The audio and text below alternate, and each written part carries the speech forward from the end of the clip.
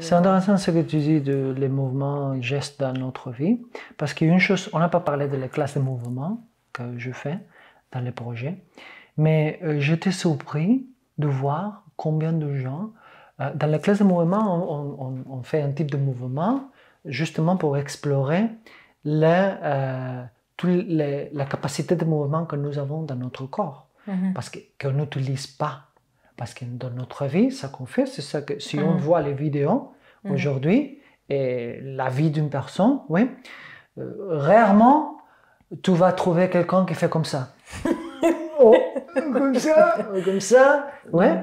On peut faire beaucoup de choses. Donc, ce sont des angles, des positions, des choses que je fais avec mon corps que je ne fais jamais. S'il y a des mouvements, des angles que tu fais jamais, le corps perd cette capacité de faire. Tu sais, il y a beaucoup de gens qui ne peuvent pas se toucher ici non plus. Moi, presque je n'arrive. Et c'est une chose seulement que je ne le fais pas. Si tu commences à le faire, tu vas arriver à le faire. Donc, on perd mobilité dans notre corps. Et j'étais surpris comment dans quelques classes de mouvement, je dis, d'accord, on va m'ouvrir les bras grands avec la musique. Il y a des gens qui vraiment sont incapables de faire ça. Ah oui? Ouais, il fait comme ça. Parce que ça fait mal ou parce qu'ils sont timides? Par la capacité d'occuper un espace, de vraiment... Ça dit beaucoup de la personne dans sa vie. C'est vraiment une personne qui ne peut pas se mouvoir comme ça, qui te dit, mouvre les bras grands, et il mouvre comme ça. Ça montre quelque chose de sa personne dans sa vie. C'est pour ça que ce projet sur comment on bouge dans notre vie a des implications très très importantes pour qui est la personne et comment est la personne dans sa vie. Ouais? Parce que tu veux, comme on parle, tu peux développer le même projet sur la voix.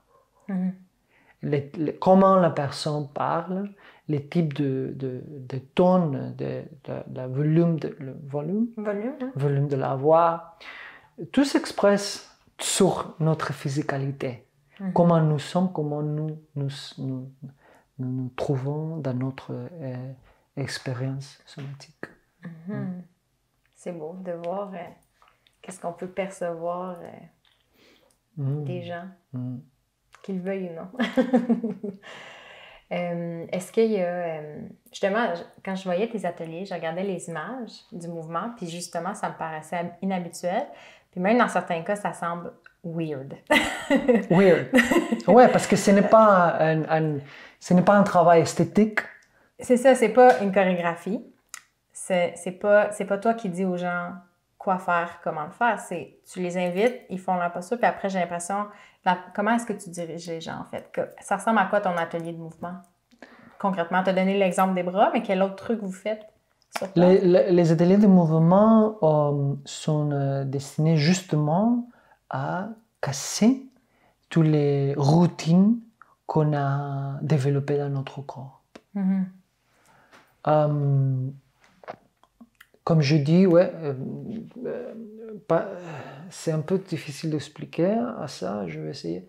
Parce que ça connaît, définit aussi comment nous bougeons, ou comment on bouge, ça définit aussi qui nous devions. Ça te définit? Définit, oui.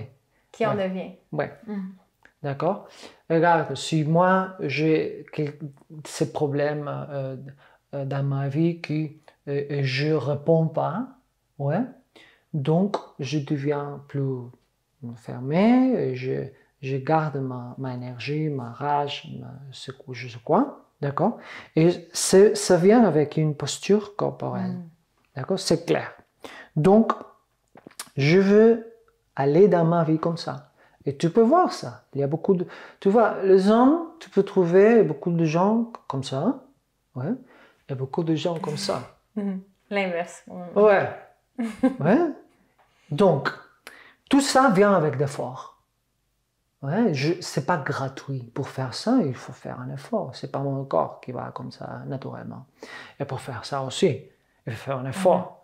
Et tout cet effort, c'est ici et ici. Pour bomber le torse, pour ceux qui écoutent le podcast. Parce qu'il y en a qui écoutent, ils vont pas nécessairement regarder la vidéo. Fait que tu mimais des postures, genre soit renfermées avec les épaules en avant ou au contraire, le torse bombé. Ouais. Il y a beaucoup de gens qui viennent avec des problèmes d'épaule, qui me disent oui, parce que je me descends, je sens, oui, et j'essaie de faire ça. Oui, tu sais le contraire, mais il ne faut pas faire le contraire, il faut laisser. Tu sais, ton corps va récupérer la position qu'il a besoin d'avoir naturellement. Mais si tu as un effort sur tes épaules et sur ta poitrine pour être ça, faire l'effort contraire, ce sont deux efforts. Tu sais? Ça tire en avant puis ça tire en arrière. Oui, il faut laisser cet effort, laisser. Tu sais, détendre. C'est un mouvement qu'on peut faire, on peut apprendre à faire. Donc ça venait pour dire que ça définit le mouvement aussi. Tu sais, je veux me bouger d'un type de façon concrète, tu sais, je suis triste, je ne suis pas triste comme ça. Je suis triste d'une façon très particulière. Et tu peux voir ici les implications de tout ça que je parle et le métier de l'acteur. Donc, quand on fait les ateliers de mouvement, j'invite la personne à bouger différentes parties de son corps. Donc, par exemple, je dis de bouger l'épaule. Et quand la personne bouge l'épaule consciemment, avec attention, et aussi je demande de bouger dans toutes les possibles façons qu'elle peut trouver. Donc, quand je fais ça, et on arrête le mouvement avec les temps de la musique, parce que ça a une structure, on va dire. Sinon, on fait ça sans attention. Amène la musique donne un rythme. J'arrête le mouvement. Je bouge, mais arrête avec la structure de la musique, parce que ça me permet d'être attent à ce que je fais. Sinon, personne danse. L'attention n'est pas dans le corps. Elle est partout. D'accord? Alors, je dois arrêter avec la musique et je bouge. Et ce que je fais, et j'utilise mon corps d'une façon que je n'utilise pas quand je suis dans mon personnage. Donc, si je fais ça pendant suffisant temps, le personnage peut disparaître. Et ça passe beaucoup qu'après, les gens se sentent complètement différents après de la classe et ils sortent et font beaucoup de choses qu'ils ne font pas normalement. Est-ce que tu as un exemple concret? Oui, dans les vidéos, tout le monde parle comme ça. J'étais très très content les ateliers en Australie. On faisait 3 classes à la semaine. Et il venait une personne de 70 ans, une femme, qui elle explique dans les vidéos que son docteur, il avait dit de ne pas bouger beaucoup, elle avait une condition au cœur. Et pas bouger beaucoup parce que son état physique n'était pas très bon, et s'il bougeait trop, peut-être, je ne sais pas qu'est-ce qui va passer avec le cœur. Alors, elle me dit ça, et je dis, oh là là, tu sais, je ne sais pas, je ne contrôle pas le cœur de la personne. Et je lui dis, d'accord, mais fais ça tranquillement. Tu sais, si tu te sens fatigué, arrête. Parce que je ne dis pas, chaque personne se bouge comme elle veut. Il y a personne qui fait comme ça. Il y a personne qui fait comme ça. Tu sais, ça change. Chaque personne a besoin, et tout ça se développe dans différentes classes. Donc elle explique, au fin de l'atelier, ça durait quelques semaines, qu'elle est complètement surprise, qu'elle a beaucoup plus d'énergie, que quand il arrive 10 heures du soir, normalement, elle était très fatiguée, elle allait dormir. Et maintenant, elle va dormir beaucoup plus tard, elle se réveille beaucoup plus tôt. Et surtout, elle se sent beaucoup plus capable de faire beaucoup de choses qu'il pensait qu'il pourrait faire jamais non plus par son âge. Wow. Et c'est seulement parce qu'il a arrêté d'investir d'énergie dans beaucoup d'efforts qu'il y avait sur tout, parce qu'elle était un peu comme ça. Renfermée vers l'avant. Elle avait beaucoup de tension. C'est comme ça protégeait son cœur, en fait. Peut-être. Ouais. Et ça, vraiment, tu sais, si tu crées beaucoup de tension ici, je pense, je sais pas, j'ai pas une connaissance comme ça de l'intérieur du corps, mais si tu crées beaucoup de tension, peut-être le corps n'a pas beaucoup d'espace pour faire sa fonction, et ça peut devenir des irrégularités physiques et somatiques, tu sais, que toi... Donc, oui, elle expliquait ça, qu'elle c'était beaucoup plus... elle dormait moins, elle avait beaucoup plus d'énergie. Beaucoup de gens expliquent ça. Il y avait une personne qui, la première fois qu'elle venait à un atelier de mouvement, 7 jours, elle était à la maison, faire beaucoup de mettre d'ordre et nettoyage jusqu'à près de minuit. Et qu'elle était complètement bouleversée parce que normalement, à 10 heures, elle collapse devant la télévision au sofa.